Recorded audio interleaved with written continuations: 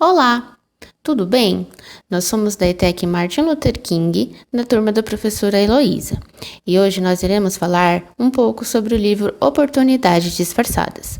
O meu grupo é composto por mim, que sou a Ana Carolina, a Ana Clara, a Andressa, Beatriz, Bianca e a Emily, e nós somos do primeiro módulo de marketing. Os capítulos que iremos abordar nesse slide são as oportunidades disfarçadas nos erros e oportunidades disfarçadas nos problemas pessoais. Um erro significa que algo saiu diferente do planejado, portanto, errar é humano. Nesse caso que vamos ver agora, o erro não foi algo tão ruim assim. Olha só. Um operário de uma fábrica de vela e sabão esqueceu a máquina que usava ligada, pois estava com muita fome e queria almoçar logo. O problema é que a máquina continuou trabalhando e colocou mais ar do que o indicado na massa do sabonete. Quando ele voltou e viu que tudo o que tinha acontecido, preferiu não contar nada, pois tinha medo de ser despedido. Então, os sabonetes defeituosos foram vendidos assim mesmo. Depois disso, a empresa começou a ter ligações de alguns clientes elogiando o sabonete que não afundava nas banheiras e sim boiava, ou melhor, flutuava. Então, depois de investigarem e descobrirem o porquê disso tudo, o patrão reuniu todos da equipe para perguntar o responsável por aquilo, mas ninguém disse nadinha. O patrão então lamentou dizendo: "Ah, que pena! Íamos dar um aumento ao gênio que criou esse novo sabonete que está fazendo um grande sucesso." Bom, temos medo de errar e sermos apontados e julgados. Mas na real, quem nunca errou que atire a primeira pedra, né? Nós sabemos que uma notícia mal contada pode trazer complicações para muitas pessoas, mas não foi o caso do químico sueco Alfred, inventor da dinamite, que através de um engano passou a apoiar os movimentos da paz. Isso começou com uma notícia publicada em um jornal francês com um título que dizia: "Morre o gênio do mal", dando-se a entender a morte de Alfred, mas, na verdade, tratava-se da destruição e sofrimento que sua invenção causava. Alfred ficou pasmo com a visão que tinham dele, então resolveu mudar isso e passou a lutar pelo movimento da paz.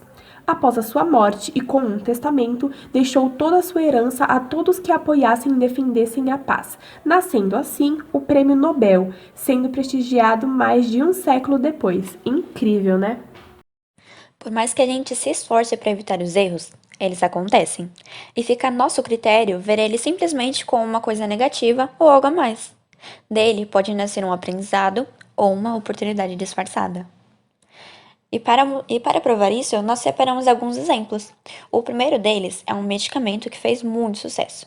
Ele foi descoberto na cidade de Vancouver, no Canadá, quando uma paciente foi até o consultório da sua oftalmologista e ela terá alguns efeitos colaterais que teve em seu tratamento na pálpebra para espasmos involuntários. Ela contou que sentiu a sua testa repuxar, e após receber alguns outros testemunhos, a oftalmologista e o seu marido, que era dermatologista, resolveram investigar e descobriram que o medicamento, conhecido como toxina botulínica, conseguia atenuar rugas de expressão e os pés de galinha, sem a necessidade de cirurgia plástica. Esse medicamento hoje é conhecido como Botox e é um dos maiores fenômenos da estética e farmacêutica, pela simplicidade de aplicação e pelos resultados rápidos. O produto tomou espaço e hoje nós sabemos da história, né? Outro exemplo é um objeto que teve sua origem numa falha de comunicação, o cofre em formato de porquinho. Você já parou para pensar na relação desses dois elementos? A resposta é nenhuma, não existe relação. Tudo não passou de um mal-entendido. A história é a seguinte: um homem entrou em uma loja de cerâmica na Inglaterra para fazer a encomenda de um pote para guardar moedas. Um pote de pig. Pig é um tipo de argila que os ceramistas da Grã-Bretanha usavam para fazer potes e vasos no século XVIII. Porém, o rapaz que o atendeu não conhecia o material e confundiu a palavra com pig, porco em inglês, e fez um pote para guardar moedas em formato de animal. Quando o cliente foi buscar a encomenda, estava acompanhado do filho pequeno. Quando ele viu o pote, ficou maravilhado. Então nem deu tempo de reclamar do equívoco. O filho gostou tanto que o pai encomendou vários outros para presentear os amigos do menino. E assim se deu a multiplicação do porquinho que a gente conhece hoje. Que a Coca-Cola sempre foi um sucesso não é novidade, né? E com tanta popularidade, a empresa ganhou diversos concorrentes que trouxeram suas próprias versões do produto. Foi aí que, em 1917, o então presidente da Coca, Ace Candler, quis inovar suas embalagens para que os clientes conseguissem diferenciá-las até mesmo no escuro. Dito isso, uma das fabricantes, a Hot Glass Company, teve a ideia de basear a embalagem nas plantas que davam nome ao produto, a folha de coca e a noz de cola. Porém, ninguém da empresa tinha conhecimento sobre as plantas, e então enviaram um assistente para a biblioteca da cidade para fazer algumas pesquisas. Mas acontece que o funcionário também não entendia sobre o assunto e acabou confundindo a noz de cola com o cacau. O erro passou despercebido por todos da empresa, até chegar nos consumidores finais. Mas dá para perceber que os consumidores aprovaram a mudança, né? Pois a embalagem continua um ícone até hoje. Às vezes, pequenos descuidos comprometem algo muito maior, né? E foi com um simples panfleto amassado e sujo que a revista Veja conseguiu derrubar o presidente mundial da Coca-Cola, Douglas Ivester. O entrevistador Euripides Alcântara perguntou ao presidente da multinacional sobre uma máquina que a empresa iria lançar, que fazia o preço da Coca subir no calor, e qual era a tendência dessa novidade. Douglas Ivester disse que era uma clássica situação de oferta e procura, e que a Coca era um produto que varia a utilidade de momento para momento.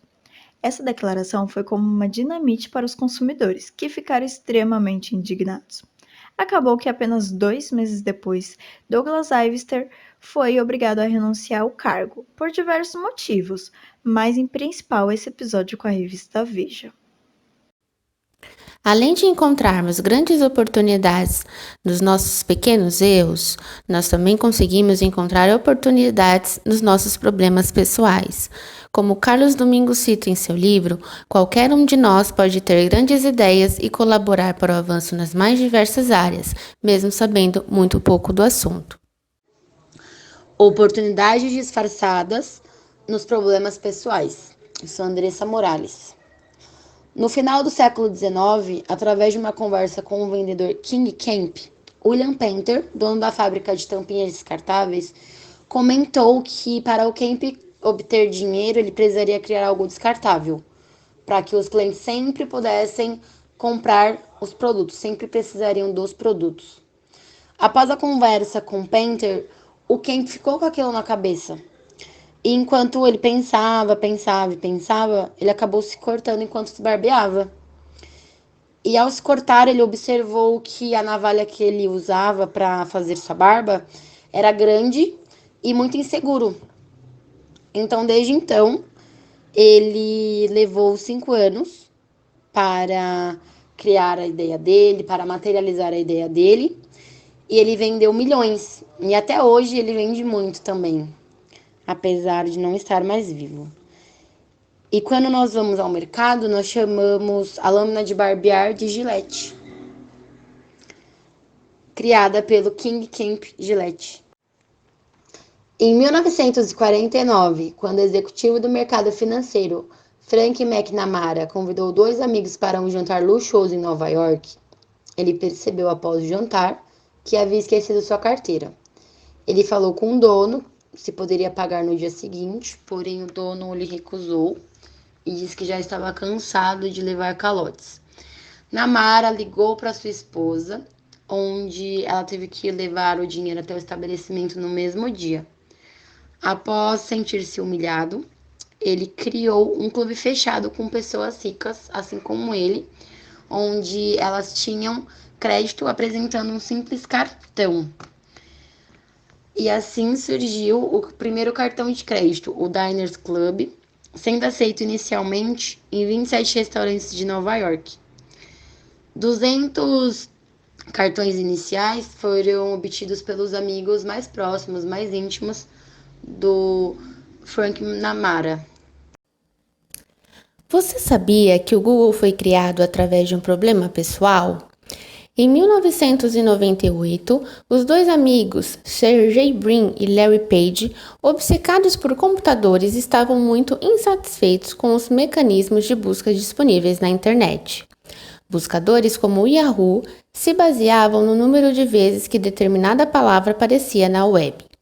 Sem um mecanismo mais criterioso, era muito difícil realizar pesquisas virtuais profundas. Com esse problema, os amigos começaram a buscar uma nova forma de encontrar e ordenar os sites.